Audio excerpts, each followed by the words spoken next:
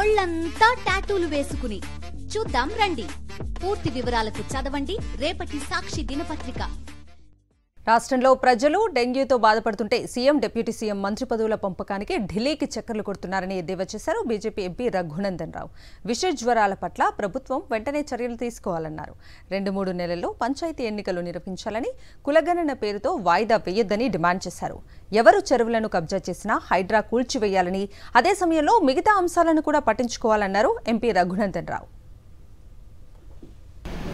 విపరీతమైన జ్వరాలు, డెంగీ, ఆసుపత్రులలో కనీసం బెడ్ లేనటువంటి దుస్థితితోటి ప్రజలందరూ బాధపడుతుంటే పిసిసి ప్రెసిడెంట్ ఎవరిని చేద్దాం, ఎవరికి మంత్రి పదవులు ఇద్దాం, ఎవరిని ఏం చేద్దాం అనేటువంటి ఆలోచన తప్ప ఈ రాష్ట్ర ప్రభుత్వ పెద్దలు ప్రాక్టికల్గా లేరు అని చెప్పడానికి ఇది నిదర్శనం.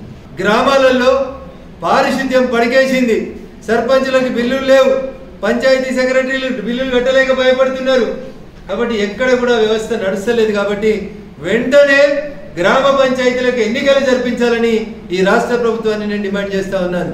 చెరువు కబ్జా చేస్తే వదిలిపెట్టకూడదు, ఎవరైనా ఎంత పెద్దోడైనా, no doubt. At the same time అదే మొత్తం అన్నట్టు కూడా చూపెట్టకూడదు, దండం పెడతా.